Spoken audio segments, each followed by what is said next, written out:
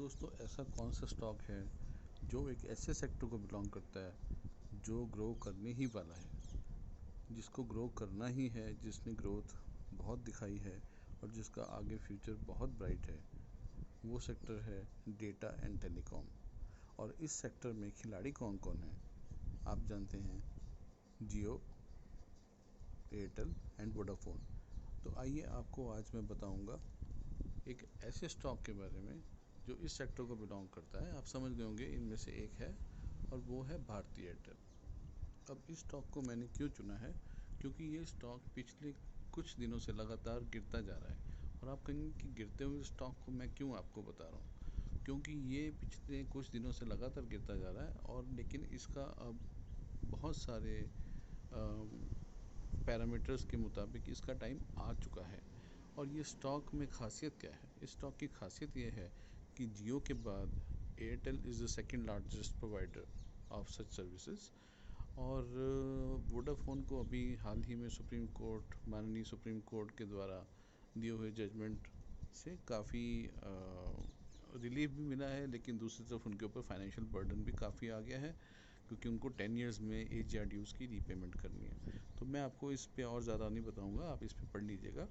लेकिन अब जो पूरा वक्त है, इस वक्त जितने भी एनालिस्ट हैं और भी लोग हैं, उन सब का कहना है कि भारती का समय आ गया है। ये स्टॉक काफ़ी देर से कोशिश कर रहा था छलांग लगाने की, फिर नीचे आ जाता था क्योंकि इसकी जजमेंट पेंडिंग थी माननीय सुप्रीम कोर्ट में, और वो सब अब क्लियर हो चुका है। तो ये एक कैश रिच कंपनी है। और उसके बाद इस स्टॉक में जैसे ही वो न्यूज़ आई कि इनको वहाँ से क्लियरेंस मिल गया है माननीय सुप्रीम कोर्ट से, तो इस स्टॉक ने एक छलांग भी लगाई थी तकरीबन 2 सितंबर को, और ये 558 तक पहुँच भी गया था। ये सब मैं आपको भी दिखाऊंगा भी अपने चार्ट्स में।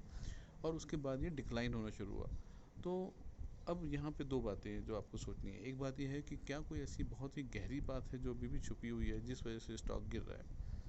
तो ऐसा भी हो सकता है कि स्टॉक फर्दर डिक्लाइन हो।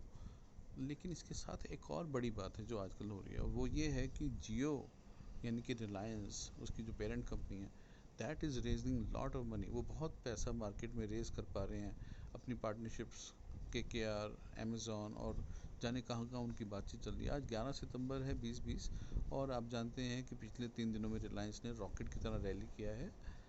और आज तकरीबन 2315 के आसपास ये बंद हुआ स्टॉक। तो अब हुआ क्या है कि बहुत ही पॉजिटिव सेंटिमेंट है इस वक्त जियो के लिए, और पैसा सारा जियो अपनी तरफ डाइवर्ट करवा रहा है, ऑब्वियसली, क्योंकि वहाँ पे इन्वेस्टमेंट्स आ रही हैं बड़ी बड़ी और वो कंपनी कैश रिच हो रही है।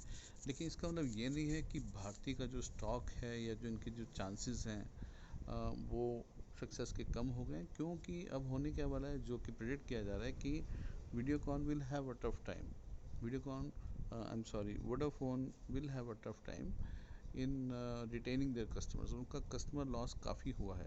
तो वो उन्होंने एक नया ब्रांड बना के भी लॉन्च किया है जिसका नाम उन्होंने VI रखा है, और वी बोल रहे हैं उसको।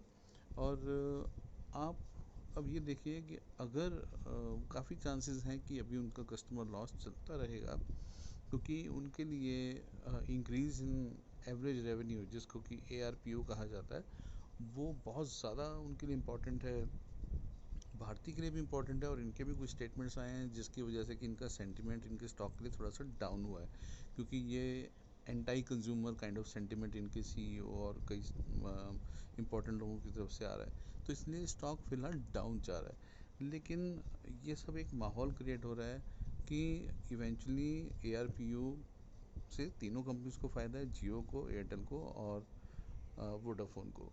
तो कहीं ना कहीं आप ज़रूर दिखेगा कि ऐसा होगा, थोड़ा सा भी जैसे ही समय आएगा ये ARPU बढ़ाने की कोशिश करेगी पूरी इंडस्ट्री। और जैसे ही वो समय आता है तो उस वक्त एयरटेल में ये स्विंग आएगा।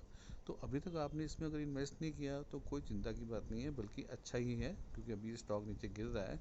आप इसको देखते रहिए और इसको तब पकड़िए जहाँ जैसे ही आपको इसमें एक स्विंग नज़र आए या इंडस्ट्री में थोड़ी सी पॉजिटिव न्यूज़ आपको दिखने लगे, क्योंकि जैसे ही थोड़ा सा भी इस तरह का डायरेक्शन आया। और एक बात और आपको बता दूं कि ऐसा नहीं है कि भारती एयरटेल चुप बैठने वालों में है, ये लोग भी ट्राई कर रहे हैं पार्टनरशिप्स की, और किसी भी वक्त इनकी तरफ से भी कोई भी समाचार आ सकता है, जैसे कि रिलायंस ने जियो के लिए फंडिंग रेज की और अब वो रिलायंस रिटेल के लिए फंडिंग रेज कर रहे हैं। तो इस तरह का जैसे ही कुछ समाचार आया है, इस स्टॉक में टर्न अराउंड आने के पूरे पूरे चांसेस हैं।